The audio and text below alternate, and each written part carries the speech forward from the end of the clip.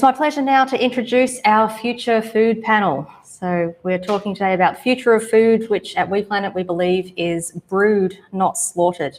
And I'm very happy to welcome our two guests here today, Dr. Milena Bojovic from UTS, University of Technology, Sydney, and Sabrina Woods, who is the president of the Alt Proteins Project at UNSW.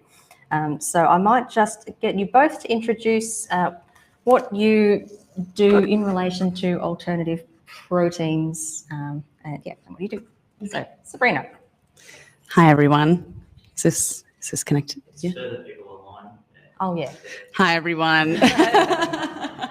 So the Alternative Protein Project, for anyone who hasn't heard of it, is a global student movement dedicated to turning universities into engines for research, education, innovation, and just awareness of the alternative protein space, how we can get more social and general acceptance of alternative proteins, whether that is plant-based, cell culturing, or precision fermentation.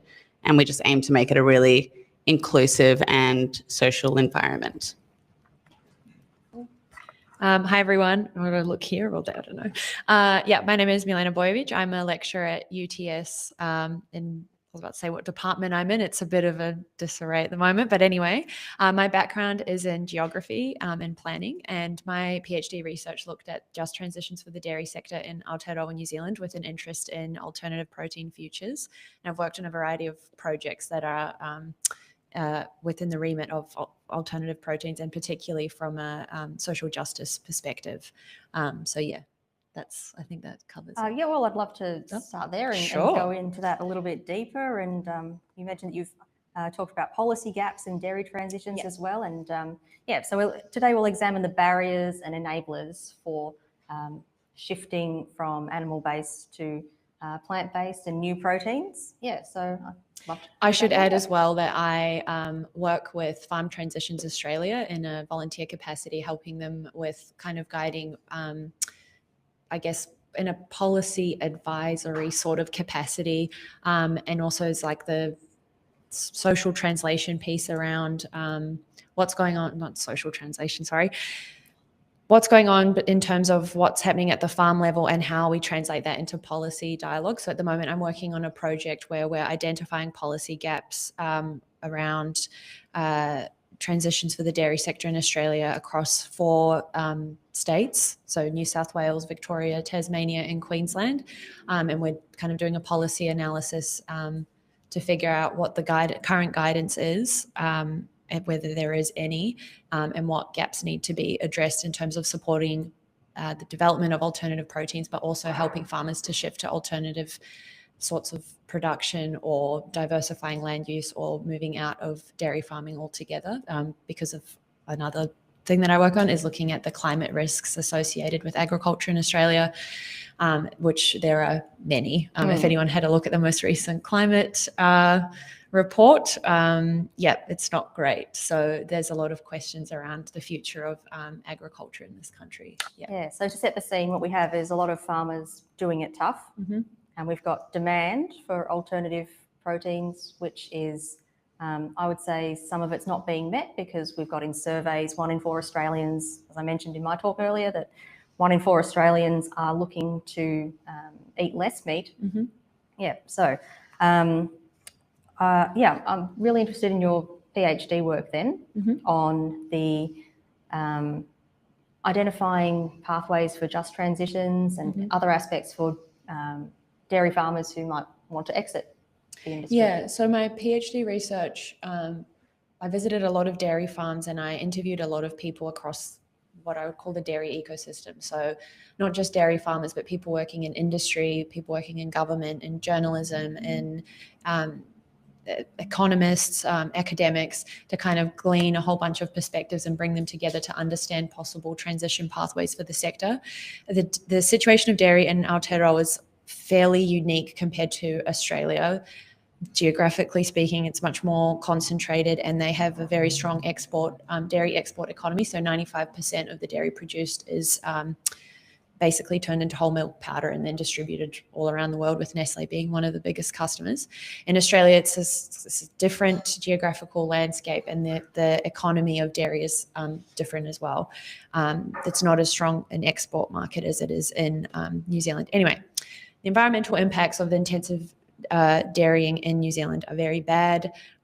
There's the issue of emissions. So almost 50%, or at this rate, 50% of the nation's greenhouse gas, from the nation's greenhouse gas inventory, 50% is attributed to the agricultural sector. Specifically, methane is a big problem. There's more cows than people in New Zealand. And also there's a growing issue of nitrate pollution in the waterways, which is, that presents a whole host of public health risks currently, but also into the future. This is a bit grim now, isn't it? Anyway, so I'm trying to put a hopeful lens on it, and I was saying, what are we going to do about it? And so, I interviewed all these people, and I did this study for a number of years, and then basically brought all of that together to put forward a set of transition pathways that aren't meant to be prescriptive, but they're just, I guess, indicators of where the sector could go. So the first one is de-intensifying the national herd, or de-intensifying herds at the farm level. And then other pathways are diversifying land use. So whether that means growing something else, moving into alternative proteins, or retiring land. And if there are schemes for things like biodiversity credits, that would sort of fall within the remit of diversification. And then the third one is the greater adoption of dairy alternatives, or alternative proteins. So New Zealand's quite a unique case as well, because the South Island in particular is really well placed to have a strong oat economy, because the climate's quite favourable to growing oats, and oat milk is like a fairly palatable and likeable dairy alternative. And then the other piece is that there's been an uptake in precision fermentation development. There's one organisation in New Zealand called Daisy's Lab. So they're when I started my PhD, they were just working out of a lab at Massey University, quite small scale. But in the last few years, they've got a lot of government support and industry support to upscale their production of precision fermentation proteins. And then Fonterra, which is the New Zealand's largest dairy co-op, but also they operate globally. They've invested significantly in precision diversifying their portfolio into precision fermentation proteins, where they've basically got a multi-million-dollar startup in the Netherlands, where they're also exploring lab-grown dairy proteins, I guess, as an alternative income stream for the cooperative, or to remain competitive in a diversifying market. And so the just transition piece sort of also raises the question, well, what happens to incumbent farmers and land and infrastructure that has been geared towards this particularly intensive form of production? And that's still an open-ended question. Like, there's not been any sort of radical shift since I finished my PhD. It's all fairly slow moving. And then you have the issue of political will and the need for brave leadership to kind of drive change. And so that's, kind of where my research is taking me at the moment. Sorry, that was a very long No, that's fine. We've just had an announcement in New South Wales, actually, that there are some farmers who are permanently retiring some land, and there's a scheme and a pathway for that. Australia also has about as many cattle as we do people, but it's about 200,000 fewer cattle since some devastating floods in Queensland earlier in the year, which highlights the volatility and the animal welfare issues of having of animal agriculture.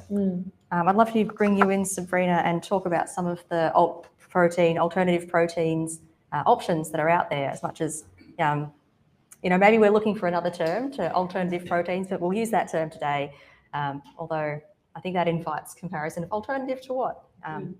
But I don't know, for me, what might be classed as alternative proteins are my standard proteins a lot of the time. But anyway, that aside, so you would see with the Alternative Proteins Project some of the producers in Australia that are providing options for people who want to eat something other than meat. Could you tell us about some of those that you've seen? So quickly on that alternative protein point, Good Food Institute, which funds all of the alternative protein groups, around the world. There's 94 of us around the world, alternative protein projects at universities. The goal is to make alternative proteins no longer alternative. So it would be nice for people to reach for tofu before they reach for meat and to see the bigger picture. So that's part of the goal. But yes, there is a lot of companies who primarily work in meat, including beef, fish, chicken, and dairy production, and they are trying to expand into the plant-based space because they do understand that currently animal products is their major source of income, unfortunately, but that's how these companies are staying alive, and they are introducing more animal proteins. Bird's Eye, for example, is a brand that you've probably heard of, making fish fingers. They have introduced a lot of vegan meats. They've got frozen chicken strips, frozen lamb, tastes remarkably similar. And there's a whole range of brands that are trying to move into that space. The industry talk that I met Andrea at was Coco and Lucas, which is a company that came in to fill a market gap for meals for kids age kind of 3 to 12. So this woman, DM, who started this company, noticed that there's a lot of meals for toddlers and there's a lot of meals for adults, ready-made meals in the supermarket, but there wasn't many for kids.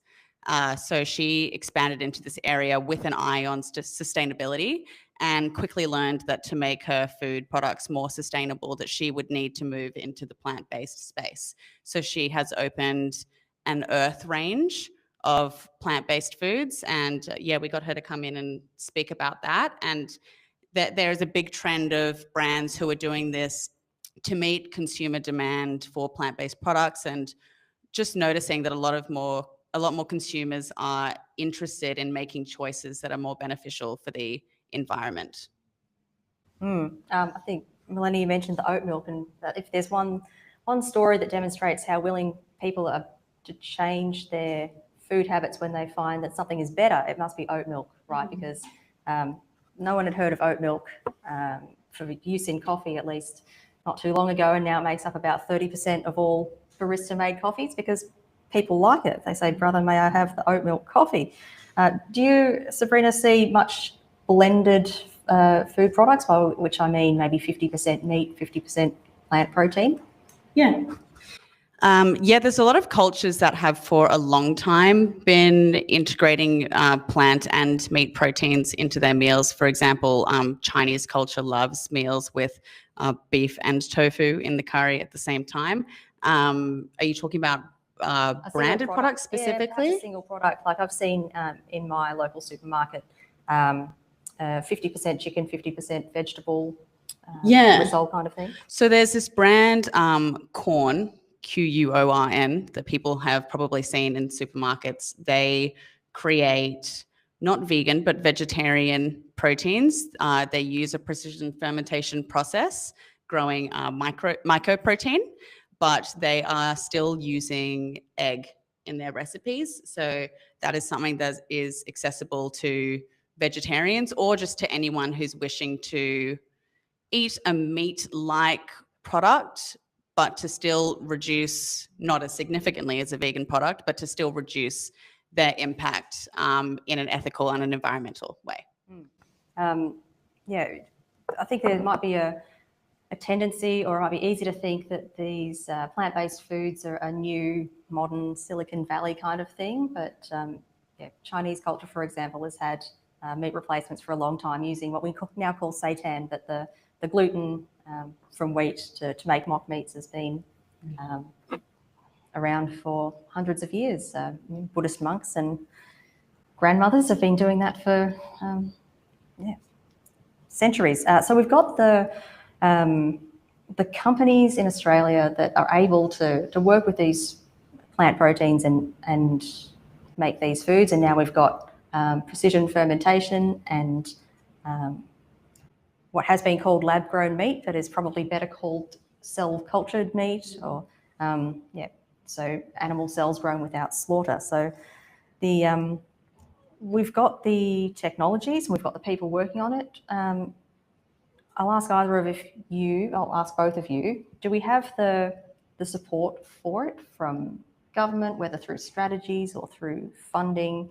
If you've got any comments on whether these industries are being supported by. Yeah, you might have a better idea on numbers if this was part of your PhD research, but I saw a figure today before I came. I was like, what's the latest going on? That they're saying that there's a $13 billion opportunity in precision fermentation in Australia if the infrastructure is done right. And it's seen as a massive, opportunity, but it's quite slow moving at the moment. There was a lot of momentum specifically for precision fermentation dairy around 2023, 2024. There was a lot of headlines and a lot of investment in R&D at that time. But 2025, if you like try and Google stuff now, it's all quiet. I don't know if you also noticed this too.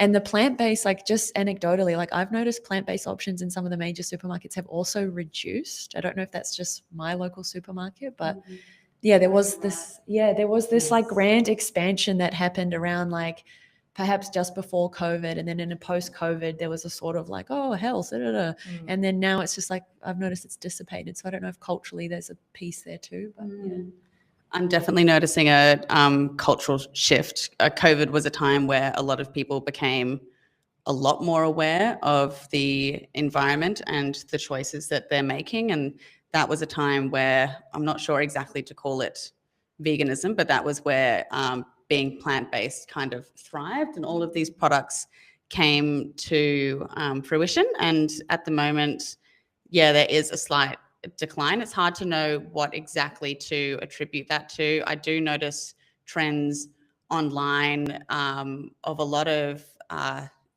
grifting, if anyone has heard of grifters, people who spread disinformation. The difference between disinformation and misinformation is disinformation is intentional spreading of lies. Misinformation is just continuation of those lies, but not actually knowing if it was true or not. So, for example, the disinformation could be this vaccine causes autism, and the misinformation could be, oh, I heard this, so it must be true. I'm going to pass this on. So I do notice that there is a growing trend online of people who are saying, don't eat these vegetables. Vegetables have oxalates. You shouldn't eat vegetables. I know a few sides in here. I can't believe that we ever got to a point where people are calling vegetables unhealthy. That is insane to me. These same people are the ones to say, drink raw milk and don't wear sunscreen. So I think that... Oh, you can wear beef tallow as sunscreen. We can wear beef tallow and no seed oils, guys. So anyway, yes, there is a trend growing. There's also a trend growing of anti-intellectualism. And I think that this is really negatively impacting the plant-based and the vegan movement. So it has resulted in a change in people's behavior. And I invite you next time you're in a supermarket to look around and see how many labels say no seed oils on them, even though that means nothing good for the health of the product. But it is creating this consumer shift. People are afraid of processed foods. And the next thing I was going to get into. But then they'll eat a group 2B carcinogen instead. So, Something else that's been like talked about in popular culture too is the rise in protein and everything. Like we're in a protein obsessed culture. Like the Kardashians have like a protein popcorn that you can buy now, and like a regular nut bar now that the packaging has changed to advertise how many grams of protein are in a given product. That not that long ago that wasn't the selling point, and now that's become the selling point. There's a few different reasons why that's transpired, but I think on one hand it's an opportunity for alternative proteins to kind of find a way into that narrative, but the risk is also that alternative, and yet I take your point about it being called alternative, but alternative proteins get more sidelined because there's an emphasis on animal source proteins as a now almost superfood, which is just exhausting. But so quickly for your next question, I think a lot of people don't realize that there is no major health issue with people not getting enough protein. It has never ever been just a a huge, overwhelming medical concern that people are protein deficient. Most people are eating too much protein.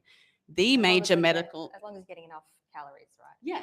Yes, for calorie-sufficient diets, there is no evidence of protein deficiency, whether you are vegan, vegetarian, or an omnivore. There is, however, a huge problem with people not getting enough fiber. So I think we need to get a shift in this mindset away from being obsessed with protein. I'm saying that as a weightlifter who eats over 100 grams of protein a day. I also eat over 50 or 60 grams of fiber a day, though, so I'm good, because the most common leading causes of death are related to not eating enough fiber and eating too much animal protein, like colorectal cancer, heart cancer, bowel cancer. I think we might have then covered most of the next question that I had, which was about the spectre of ultra-processed foods entering the public consciousness, and the reported link between ultra-processed foods and ill health. But it's not the fact that it's been through a process. It's the fact that it's probably high in salt, perhaps high in sugar. You might not need, not that sugar on its own is always a bad thing, but generally low in fiber as well as packaged snack foods. Yeah, definitely. A kind of a big issue, I think, which is also like creating more complexity, is the question of nutritional literacy, and where do people, like, how do people become what counts as nutritional literacy? Where do they get it from, like after school or after formal education? A lot of that has to come down to marketing and industry kind of telling us what's good food, what's not. But then you also have counter narratives appearing online that are sort of blurring, which I'm sure in your line of work as well, you're quite aware of this. Yeah. How is it, like, the average consumer meant to have the power of discernment to know what qualifies as a good protein, or how are they even meant to know that they're low in fiber? Like, unless you go on that, it almost becomes like this individualistic journey. Like, unless you do the research yourself and figure out your own kind of vessel, there's not really any sort of, back to your previous question around like what policy gaps or directions from government. There's a food pyramid, but beyond that, it's kind of figure it out as you go, as you play the game of life. Well, we've got the Health Star rating, which ranks certain food against other food in its category. What else is in its category? But also, just on the note of ultra processed food, I don't know if anyone's been to like a dairy processing factory, but like, I don't know why people don't see milk as like a highly ultra processed food. Like, that is, it's all taken apart and put back together, isn't it? Yes. And milk powder milk powder is an ultra processed food, and it's in ultra processed food. But fresh milk, like, you can't just like, you have to heat it, and it needs to be homogenized, and they test it, and like, that's not. And first we had to domesticate the auroch. Yeah. So. Thanks for those. And I think I've also noticed maybe a decline in the number of brands of plant-based alternatives, but I like to think that that's a normal consolidation as businesses start up, and some of them fail and others consolidate and others follow up in the footsteps of the successful ones. So hopefully that's we're just early on in that curve, and we will see that ecosystem flourish. I just realized there's one other thing I wanted to add about ultra processed.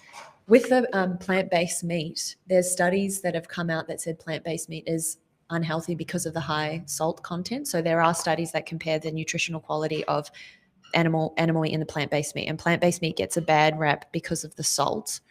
But that's because it's also a ready-to-eat product. Like, I don't personally know anyone that just buys meat and doesn't season it. I'm sure if we captured that data, like the amount of salt and sauce that people are adding to fresh meat, perhaps it would be more like just from what I've seen in this life, people add a lot of seasoning. So my expectation would be that it's on par with plant-based alternatives, or even more saltier. So I think that's something that's important to reflect on when people have a go at plant-based meats as well. Yeah. I've got a point to add to that. There's two studies I'll reference. The first study was an incredible one I saw partway along my time into my plant-based journey. When I first went plant-based, I was completely avoidant of mock products, because this was before I started a Master's of Food Science and Technology. I did not understand that processed does not always equal bad, and I was avoiding the mock meats because of that assumption. But eventually I thought, you know what, let's just look it up on Google Scholar. And I came across a really incredible Australian-based study which compared mock meats to the exact products that they were mocking. So we're going to compare this vegan beef sausage to this beef sausage. We're going to compare this crumbed chicken schnitzel, plant-based one, to the real one. Every single plant-based one scored better in nutritional scores across a whole host of ranges, even above the standard deviation of the animal products that it was based on. There was slightly higher sodium and slightly higher salt, but there was zero cholesterol. As most of us probably know, there is no cholesterol in plants. Cholesterol is only present in animal products. The protein was equivalent. The calories were equivalent or slightly lower. The fiber was obviously through the roof for the plant-based ones. So I think it's just not common knowledge, that idea. And the one you were talking about with people salting their meat, I heard about a study just yesterday. I was listening about a study, where people do salt their meat and it ends up being higher than the sodium rating of the plant-based product that is mocking it. Yeah. Just to also get your questions ready. So I hope you've got some questions to ask. We'll go to questions in a minute. To answer, sorry, not to answer. I'm not supposed to be answering questions. I'm supposed to be asking them. But I suppose to illuminate the point about precision fermentation that it seemed to spring up and now it's gone quiet.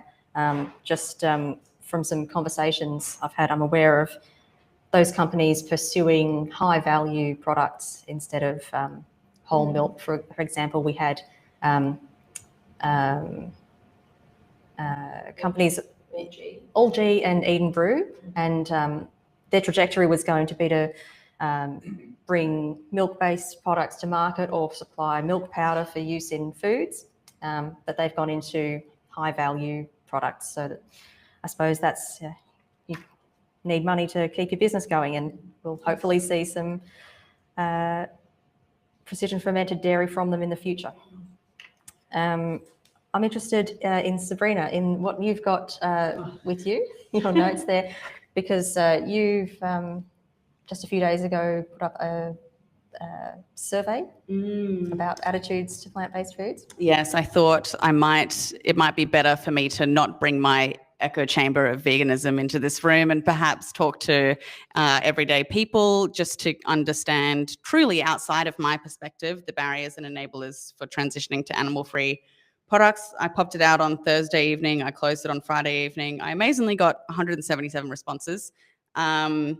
So yeah, there's I noticed a lot of cognitive dissonance in this survey. For example, 93% of people consider themselves an animal lover / respecter, but 90% of people consume animal products. Unusual. And most people are fearful for the future of our climate. 3/4 of people do make swaps in their daily diets to alternative products like oat or soy milk, mock meats, beans, or legumes. And then 80% of people say free-range, grass-fed, RSPCA approved makes a product more desirable to them. But then there was a whole mix of responses about, do people actually understand what the specifics of free-range, grass-fed, and RSPCA approved actually mean? Because it's not as nice as they think it is. I asked if people were presented side by side two food options. One is beef mince, one is plant-based beef mince. What could prevent you from choosing the plant-based option? The highest vote was an unfavorable difference in price. Personally, as a vegan, I would rather pay $2 more than have an animal killed. I think a lot of people just don't make that connection. A lot of people said taste preference, whether they've tasted it or not. So they're just comfortable with the one they've already tried, don't want to try something new. Fear of ingredients / processed food was the third most popular reason, and then unfamiliarity or past experience of disliking a plant-based product, whether it's the same one or not. I tend to ask these people if they've ever had a bad piece of chicken or something that gave them salmonella, if it made them stop eating chicken, and often the answer is no. So I asked them to try a new plant-based meat. And I asked that same question about plant-based beef, not plant-based beef, real beef versus lab-grown beef, which is still real beef. Slaughterhouse or lab beef is the question I asked. And yeah, that was an interesting change. Religion came into the conversation a few times. People were concerned that lab-grown beef or lab-grown anything is playing God. That is not where I thought you were. I thought you were going to mention whether religious authorities would declare it to be in line with dietary laws, but playing God is not. Yes, playing God was actually mentioned several times. I actually didn't even think I had that many heavily religious people in my circles, but they made it into my survey. I'm glad they did, honestly, because it was good to hear these perspectives. I just think that really highlights how untransparent, is that a word, the beef and egg and dairy industries are, because I think these people may not be realizing that every animal that they eat was bred into existence via artificial insemination. They were raised on formula. They were selectively bred to grow much heavier than their body weight. For example, chickens that people are eating, their bodies are collapsing because they've put so much muscle on that their legs can't carry them. And that's when they sit on a farm floor in their own feces, and that's when disease spreads. So yeah, there's just a huge lack of understanding of how these industries work. Obviously, that's how they thrive. That's a whole conversation of its own. But it was just really interesting to see how common these misconceptions are about the ethics and the environment and the science of alternative protein. Yeah, just on that note, I was part of, I did a study where we looked at the nutritional and sustainability claims of plant-based meat versus the red meat sector. There's very little information out there on the sustainability of red meat in Australia. Like, there are some studies, but they're fairly spaced out and not that like in a time sense, but also they're not that comprehensive. And then when you look at the funding sources for some of those studies, Meat and Livestock Australia have a very strong hand in I guess driving research and also therefore driving the narrative. Yeah. So I think that was, yeah. And then, but then the counter, I guess, argument to that is a lot of the studies around sustainability claims for plant-based options are then funded by plant-based companies. And I think that for the public, for some members of the public, raises concern, but it's like, but Meat and Livestock Australia are driving the counter narrative. So and every study tells you exactly who funded it. It's part of the notes on no matter what study you look at, people are always yelling, but who funded it? You can see it's right there. Yeah. We know. Yeah, and tying into that is wondering who funded the study is a level deeper from where we probably are with most of the Australian public at the moment, which is even realising that beef has devastating climate and land impacts, and that a plant-based diet or reducing meat is one of the easiest ways that an individual can have impact on reducing their environmental impact. So when people, again, harking back to some surveys, when people choose plant-based foods, the biggest driver for them is their own health and then ethics, but then doing it for the planet is not a distant third, but it's not the first thing on most people's minds when they make that choice. There's just not a lot of awareness that that's a positive move that you can make for the planet. Milena, I would love to know a little bit more about the Farm Transitions Australia work that you do, or what the organisation does, just harking back to maybe focusing, bringing it back to the producers who may want to change the line of work that they're in. Yeah, so Farm Transitions, it's a small not-for-profit organisation that kind of operates in the kind of liminal space between like what farmers want to do and can do and what government is telling them to do or offering in terms of opportunities in or out of the farming sector. And so what we do is we work with farmers to help them figure out how to transition out of animal farming, and it's a it's a work in progress project where basically they're developing a resource hub for farmers that they can access this and find information on financial support, environmental, like people that have knowledge in environmental stuff like biodiversity credits or how to diversify their land, as well as psychological support. There's a massive mental health crisis in the farming sector in Australia. Farm Transitions Australia recently commissioned a study into this, and it's quite dire.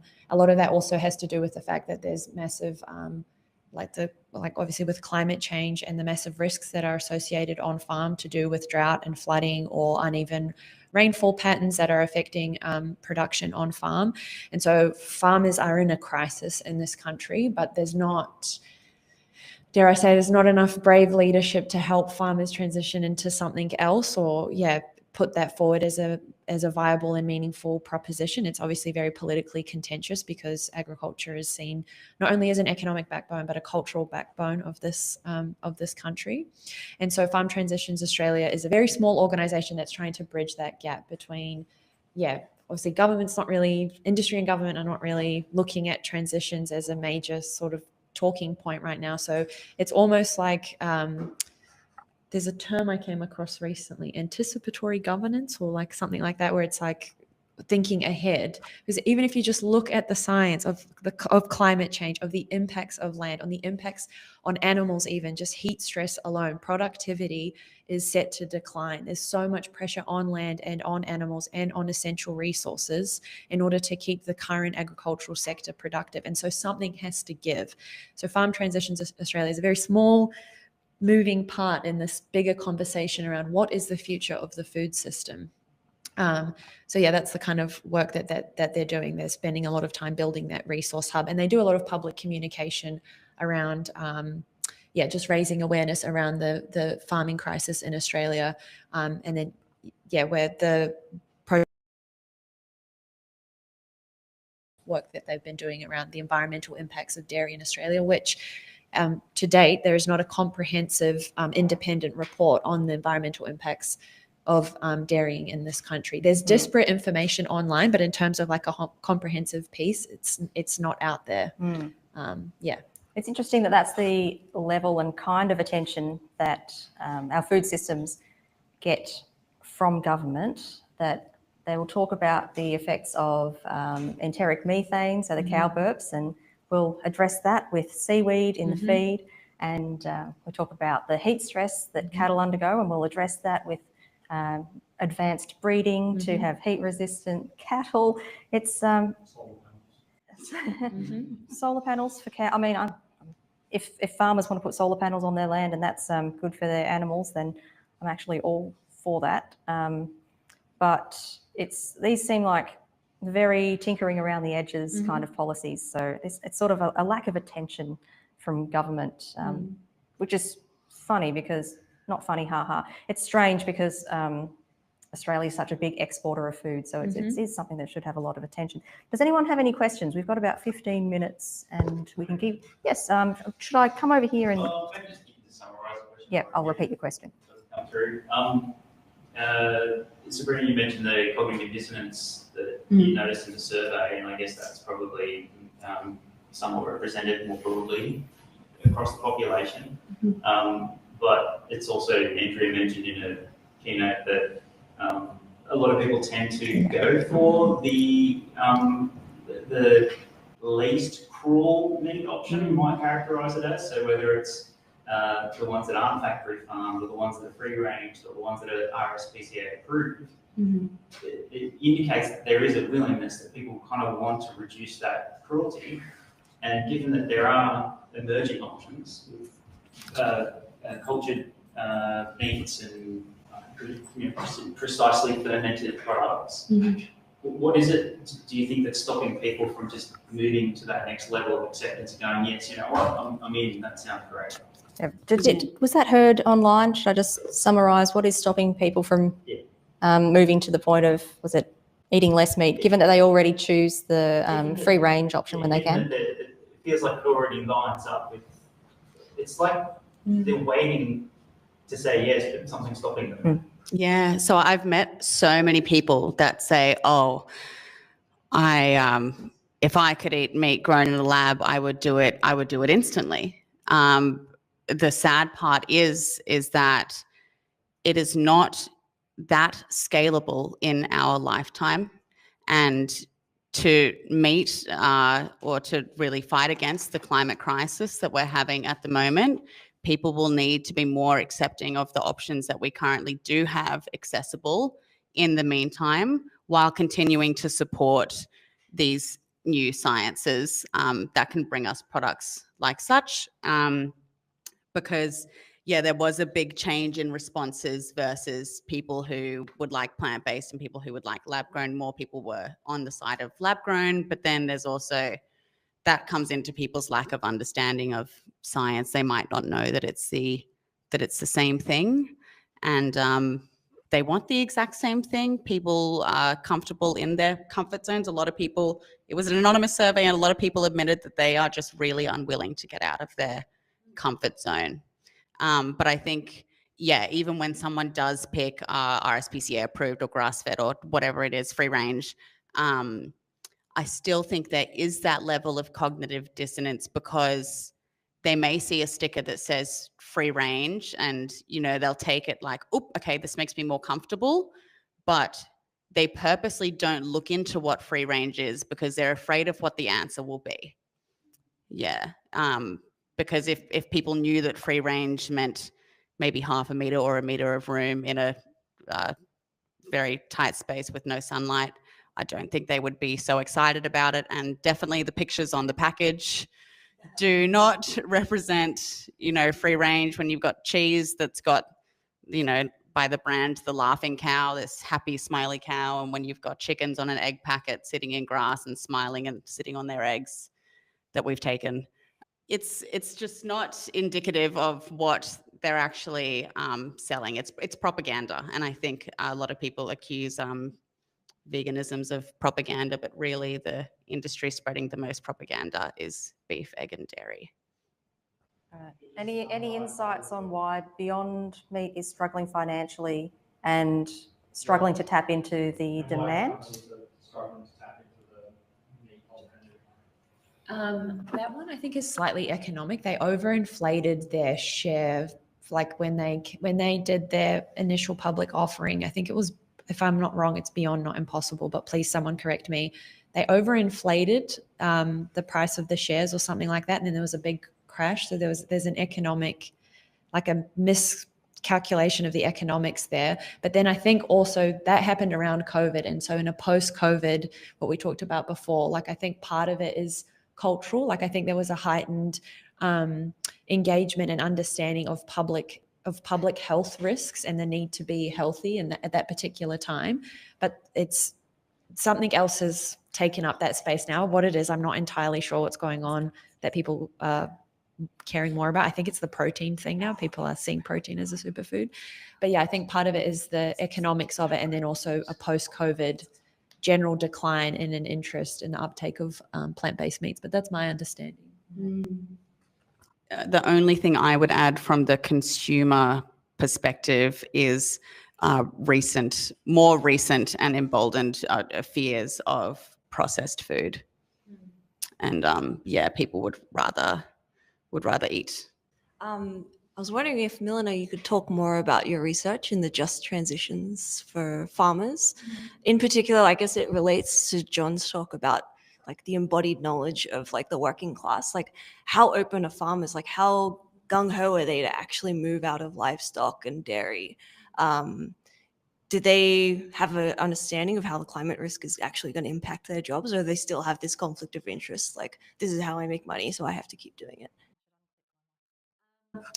It's not a homogenous response. So when you go on farm, you talk to farmers, like I think there's I think people, like the general public, or at least even my understanding of how like farms work, is that they kind of all do the same thing. But you can go to one farm and then the next door farmer will have a completely different worldview and set of operations, even if they're farming the same thing. So I would love to say that all farmers are acutely aware of the climate risks and are acting accordingly, but that's not the case. There's a generational rift. So you'll have like older farmers that are very much like, well, I've done this my whole life. It's intergenerational.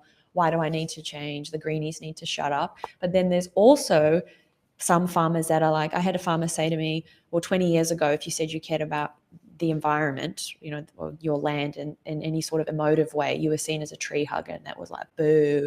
And now it's something you're supposed to care about, like especially in the New Zealand context, like that sort of clean green imagery is like something that the public deeply care about. And so for farmers, it becomes very important that they exercise some level of environmental stewardship. However, I would say that in some cases it's highly performative, but whatever, that's a different conversation.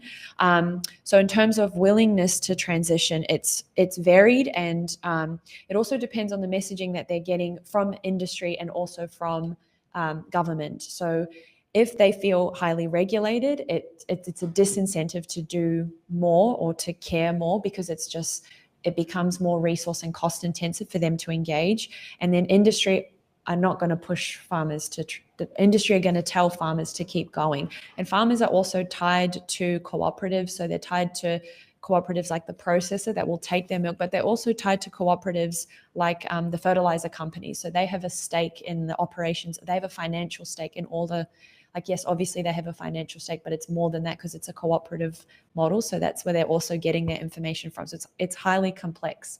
I would love to say that all farmers would love to transition, but it's not necessarily the case, for all farmers. I don't want to paint farmers in a bad light either. They're doing it tough. Or as a monolith. Yeah. So I think did you have a question before? It's your first one. Okay. I'm seeing a big uptick in collagen as being promoted. Everything is like, if you walk into the supermarket, anywhere you walk in, and it's collagen. And if you do some research on collagen added to things like, say, face cream, for example, and you pop it on your face, it's not going to do anything. But this is sort of tied into trends and the industry. I see the meat dairy industry with billions of dollars to spend. I see the plant-based industry almost broke. And so I think it's like how we get the message across. I see extreme veganism doing a lot of damage sometimes to this issue. How can we get around this? It is such a complex and such a significant issue. Definitely with the point of extreme veganism, I think that's the reason there is a lot of disdain for veganism. Even disdain for veganism was an exact selectable point that I put in my survey, and it is one that people clicked on. People just feel judged by vegans. I think vegans have a reason to judge them. But people feel judged, and that kind of makes people dig their heels in and want to continue doing what they were already doing because they don't want to be proved wrong and they don't want to change their lifestyle. So there's a lot of people who have that thought process with what they're already doing. And with the beef, egg, dairy industries being so powerful and plant-based industries being nearly broke, we've also got to consider how it is not a level playing field at all. We know that these animal industries are being given huge government subsidies in governments all around the world, and plant-based industries are not being given the same thing. So we're already, behind the mark, and then battling with, consumer preference and people wanting more meat than ever before. It's going to take a long time to get more people on board, unfortunately. And that's why I think that just every small step you can make, whether it's just having open conversations with friends, educating people.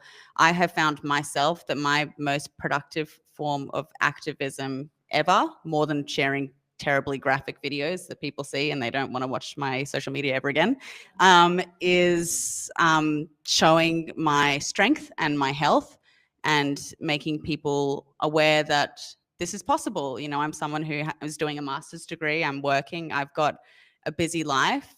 I've been eating plants only for 4 years, and I can lift 2.5 times my body weight, and I'm fine. I'm doing okay, and it's possible. So I think more people just need to be showing off in an accepting and friendly way that this lifestyle is possible, and it is also just a really beautiful feeling to align your actions with your conscience.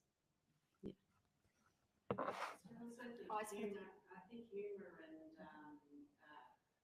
and sharing recipes is a great way to go. 100%. So did you have a question still? Yes. I've got a loud voice. Oh, it's for the people Oh, okay. Thanks very much. I just wanted to ask Sabrina, you mentioned before about preservatives. That how does that affect vegan or alternative plant-based foods? Are there more preservatives? Are there more stabilizers, etc., that normally you would get in processed food, also in alternate vegan food? Yeah, so I never want to demonize processed food. I think processed food is great in the way that it brings convenience. That is what most people need today. Ultra processed, I will absolutely demonize ultra processed foods.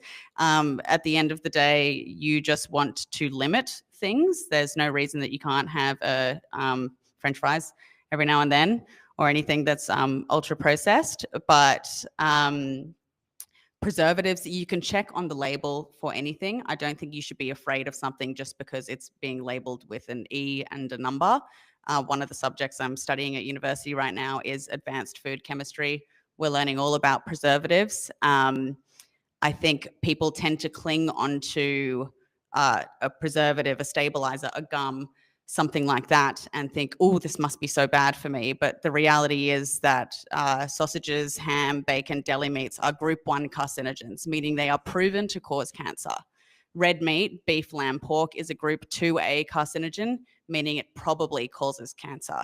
These preservatives are well down in group 2, B, C, or D, or in group 3. And that is only for methods of ingestion that we are not using. For example, if we've got titanium dioxide in sunscreen, that is only a group 2B carcinogen if it is inhaled. I don't think anyone's inhaling their sunscreen. We're putting it on our skin. We have a skin barrier that does a fantastic job at keeping things out. So people just need to see the whole picture of the food they're eating and not demonize those 0.5, 1% ingredients, and maybe look at the whole picture. Thanks so much for the panel. We've seen the Australian Conservation Foundation put out some really well-produced, slick videos of beef producers who have dedicated small amounts of their land to planting some trees and things like that. Should we see this as a positive step in the right direction, or is this just flat-out greenwashing? Oh, my first thought was greenwashing, but let me just expand my thinking a little bit here. Is it a first step? Sure. I mean, it's better than them not doing it, I guess. Is it enough? No. It's this goes back to my point about performative farming, I guess. Like, I think, if it's about, like, part of the issue, like the biggest challenges to sustainability, and I say this to my students all the time, the two sticking issues are political will and behavioral change. So I guess if I take a more hopeful lens and see something like that, a campaign like that, I'd say, okay, well, this maybe bridges some of those gaps in terms of galvanizing political action and also influencing behavioral change. So if I want to be hopeful, I'll say, okay, maybe it's a step in the right direction. Materially, is it enough? No, I would say no, absolutely not. To me, that is greenwashing, but that's just my opinion. And our very last question. A statement and a question. The statement is masculinity, as in I think it plays a role. The question is an expansion on the previous one. Both the word regenerative and so my question is basically, how does the organic lobby and the meat industry lobby interact with food transitions? As there's between organics and many alternative proteins, there's a tension. Is there kind of, and through the word regenerative, I think we're seeing many green groups sort of defending the meat industry. Do you have anything to say about the green on alternative, vegan, etc. tensions and how they play out? I can talk more on the organic point, not too much on the regenerative point. Do you have anything to bring on that? Oh, that's when I'll pass the mic over. I think organic, definitely has ties to people being afraid of processed foods. I want to really hammer down that organic does not necessarily mean better. Organic food does not mean that it doesn't use pesticides. Organic food means that it only uses organic pesticides, which oftentimes have less regulation and less study than synthetic pesticides. So a lot of people just don't understand that at all. People lean towards, organic grass-fed butter. Great. It's still really high in saturated fat, and you should probably still have a butter made from an oil or nuts and something with mono and polyunsaturated fats. But that is definitely a path, as you said, that the meat and egg and dairy industry cling on to because they can claim that their products are organic. And it's just another area with process that people tend to fear. I do see so many plant-based products also labeling themselves as organic. I think that's just another small area of the market that's always going to introduce battles on both sides. But a lot of people who claim they only eat organic grass-fed beef are often shoving hamburgers down their throat every weekend anyway, and drinking alcohol and smoking and vaping. So there's just a disconnect, I think, in people's attitudes, and they'll lean towards organic when it backs their argument, but that's not actually the way that they eat all the time. And with regards to regenerative farming, it's a sticking point within the among farming communities, because what does it mean to be regenerative really? Because all farmers are effectively regenerative, otherwise they wouldn't have a productive form of income. They have to constantly manage their land, manage their animals. So in some capacity, you could see that as regenerative. It's when you start to bring sort of other kind of moral or philosophical underpinnings around what it actually means to be regenerative. And I think that's when the sustainability kind of discourse takes hold. But within farming communities, there's a growing tension between the growing regen movement and then farmers that are seen to not be regenerative. To be a regenerative farmer comes at a cost as well. It's a different form of input. It's a different form of farm management that not all farmers can afford to participate in or know how to participate in. There's probably also just some level of cultural resistance as well if it's seen as a greenie movement. But I also think it's important to be critical of regenerative as a term or as a practice, especially when it's co-opted by Meat and Livestock Australia, and they're putting out narratives around how regenerative Australian beef and livestock is. I think that's at that point, I think it loses its it loses its, I guess, I don't know, what would the word be? I don't know. It's Integrity. Integrity, I think, is the word. I don't know. I wouldn't trust the word regenerative coming from Meat and Livestock Australia. I think they just co-opt that. So it's a form of tension, and it is. It's advertising. It's a bit of spin. A more favorable term is something like agroecology, but even agroecology is now also being debated amongst scholars and other people. So I don't know. It's also perhaps sometimes a debate of semantics, which then deviates from the actual conversation, which is what is the future of the food system, whether it's regenerative or not. Something needs to change. Yeah. Well, thank you all for those fantastic questions. I think we've been over that government is not giving this issue enough attention. And we have our primary producers who have, of course, a tie to the land and economic ties to their business, who might not be able to access information about pathways if they want to change the business that they're in. But on the plus side, we've got peak bodies like the National Farmers Federation who are making it desirable for farmers to talk about being environmentally aware. So that's a positive. And on the side of consumers, there are knowledge and education gaps, which is also difficult when we're up against the established animal agriculture lobbies who put disinformation out there. And then there's also how to work with alternative proteins. And of course, the product must be good. People aren't going to buy it if it doesn't fit into their budget and they don't like it.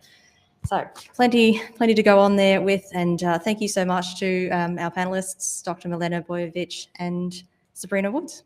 Thank you.